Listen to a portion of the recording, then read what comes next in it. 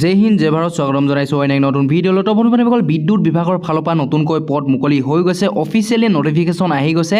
আপোনালোকৰ কেতিয়াৰ পৰা এপ্লাই অনলাইন ষ্টাৰ্ট হ'ব, বয়সৰ সময়সীমা কিমান লাগিব, লগতে অৰ্হতা ইয়াতে কিমানৰ পৰা কিমান, এডুকেশ্যন কোৱালিফিকেশ্যন কিমান হ'ব, চেলাৰী ইয়াতে আপোনালোকে কিমান পাব, তো সকলোখিনি ডিটেইলছ আপোনালোকক এই ভিডিঅ'ৰ জৰিয়তে দিবলৈ চেষ্টা কৰিম। তো ভিডিঅ'টো আপোনালোকে অকণো স্কিপ নকৰি শেষলৈকে চাব, তেতিয়াহে সকলোখিনি সবিশেষ জানিবলৈ সক্ষম হ'ব।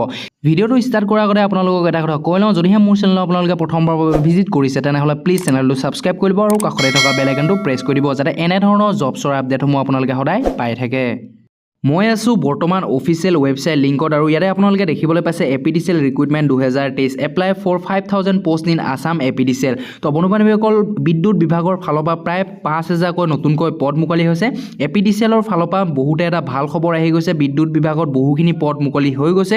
তো বন্ধুবান্ধৱীসকল কিমান কি লাগিব, এডুকেশ্যন কোৱালিফিকেশ্যন, পোষ্ট কিমান আহিব, কোনটো বিভাগত কিমান বয়সৰ সময়সীমা, লগতে আপোনালোকৰ এপ্লিকেশ্যন ফিজ কিমান কাটিব লাগিব, তো সকলোখিনি ডিটেইলছ আপোনালোকক এই ভিডিঅ'ৰ জৰিয়তে দিবলৈ চেষ্টা কৰিম। তো ভিডিঅ'টো অকণো স্কিপ নকৰি আপোনালোকে শেষলৈকে চাব। তো ইয়াতে নটিফিকেশ্যনত কোৱা হৈছে Assam power distribution company limited, যিটো শ্বৰ্ট ফৰ্মত Apdcl বুলি কোৱা হয়, has release Apdcl recruitment 2023 notification of vacancy post. Candidate will be able to online apply here। তো বন্ধুবান্ধৱীসকল ইয়াতে ইভেণ্ট হৈছে আছাম Apdcl ৰিক্ৰুইটমেণ্ট 2023, আৰু ডিপাৰ্টমেণ্ট হৈছে পাৱাৰ ডিপাৰ্টমেণ্ট আছাম, লগতে অৰ্গেনাইজেশ্যন নেম Apdcl, AEGCL, লগতে APGCL, আৰু এক্সাম কণ্ডাক্ট বাই আপোনালোকৰ SLRC কৰিব। লগতে পোষ্ট ওলাইছে ইয়াতে অফিচ কাম ফিল্ড এছিষ্টেণ্ট, লগতে ড্ৰাইভাৰ এণ্ড সহায়ক। টোটেল ভেকেঞ্চি 5000, লগতে ইলিজিবল ক্ৰাইটেৰিয়া এই আপোনালোকৰ ইয়াতে অৰ্হতা বা আপোনালোকৰ এডুকেশ্যন কোৱালিফিকেশ্যন 8 পাছ, 10 পাছ, 12 পাছ আৰু গ্ৰেজুৱেট লেভেললৈকে ইয়াতে পদ মুকলি হ'ব। লগতে এপ্লিকেশ্যন ফিজ ইয়াতে 47.20 ৰুপিজৰ পৰা 297.20 ৰুপিজলৈকে এপ্লিকেশ্যন ফিজ কাটিব লাগিব, কাৰণ আপোনালোকে ইয়াতে কাষ্ট ৱাইজ আপোনালোকৰ বেলেগ বেলেগ ইয়াতে পে'মেণ্ট কাটিব লাগিব। আৰু ষ্টাৰ্টিং ডেট বৰ্তমান নটিফাই চুন হৈ আছে, লাষ্ট ডেটো নটিফাই চুন হৈ আছে। তো বন্ধুবান্ধৱীসকল ইয়াতে নেক্সটতে কোৱা হৈছে আপোনালোকৰ name of recruitment Apdcl recruitment, প্ৰায় আপোনালোকৰ 2320টা বেলেগ এটা আপোনালোকৰ যিটো হাই ৰেংকৰ পদ মুকলি হ'ব ইয়াৰে 5000ৰ ভিতৰে। লগতে আপোনালোকৰ name of department power department Assam হ'ব, অৰ্গেনাইজেশ্যন আপোনালোকৰ Assam power distribution company limited. লগতে ইয়াতে পোষ্ট নেম যিসমূহ পদ মুকলি হ'ব AAO, যিটো শ্বৰ্ট ফৰ্মৰ AAO বুলি কোৱা হয়, এছিষ্টেণ্ট একাউণ্ট অফিচাৰ। লগতে ইয়াতে অফিচ কাম ফিল্ড এছিষ্টেণ্ট, লগতে আপোনালোকৰ লাইট ভেহিকেল ড্ৰাইভাৰ, লগতে আপোনালোকৰ সহায়ক পদ ইয়াতে মুকলি হ'ব। টোটেল পোষ্ট 5000, গ্ৰেড 3 আৰু গ্ৰেড 4 পদ মুকলি হ'ব। কিছুদিনৰ আগতো CM ছাৰে ঘোষণা কৰিছিলে। এপ্লিকেশ্যন প্ৰচেছ আপোনালোকৰ অনলাইন যোগেদি হ'ব। পে স্কেল ইয়াতে বৰ্তমান জনোৱা হোৱা নাই, আৰু কেটেগৰী ৱাইজ আপোনালোকৰ কোনে কিমান পে'মেণ্ট কাটিব লাগিব এপ্লাই কৰোঁতে ইয়াতে লিখা আছে।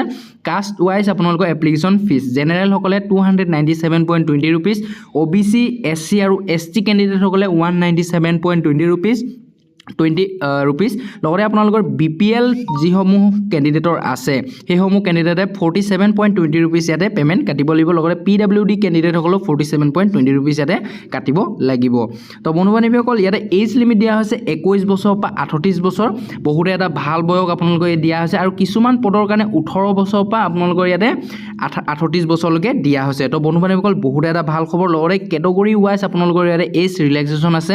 ST SC কাৰণে 5 বছৰ, OBC MBC কাৰণে 3 বছৰ, PWD কেণ্ডিডেটসকলৰ কাৰণে 10 বছৰ, আৰু ডিপাৰ্টমেণ্টেল যদিহে কোনোবা মাক দেউতাকে কৰি আছে চাকৰি আগৰ পৰাই সেইসকল কেণ্ডিডেটক প্ৰায় 7 বছৰ এজ ৰিলেক্সেশ্যন দিয়া হয়। আৰু এডুকেশ্যন কোৱালিফিকেশ্যন আপোনালোকৰ ইয়াতে বেলেগ বেলেগ পোষ্টত বেলেগ বেলেগ বিচৰা হৈছে।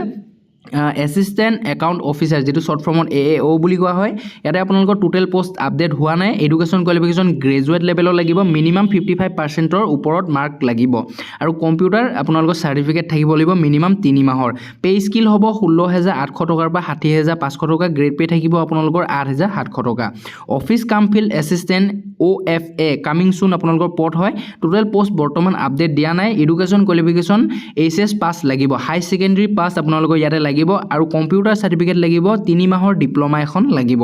পে স্কিল 16800 টকাৰ পৰা আপোনালোকৰ 60500 টকালৈকে মান্থলি চেলাৰী পাব, আৰু গ্ৰেড পে থাকিব 5800। আৰু লাইট ভেহিকেল ড্ৰাইভাৰ যিটো LBD কামিং চুন পদ হয়। টোটেল ভেকেঞ্চি ইয়াতে আপডেট দিয়া নাই। ইয়াতে এডুকেশ্যন কোৱালিফিকেশ্যন যিটো ড্ৰাইভাৰ পোষ্টৰ কাৰণে ইয়াতে HSLC বিচৰা আছে, চিম্পুল 10+2 আপোনালোকৰ 10 পাছ হ'লে আপোনালোকে ইয়াতে এপ্লাই কৰিব পাৰিব, কিন্তু 2 yearsৰ ইয়াতে ড্ৰাইভিং লাইচেঞ্চ থাকিব লাগিব।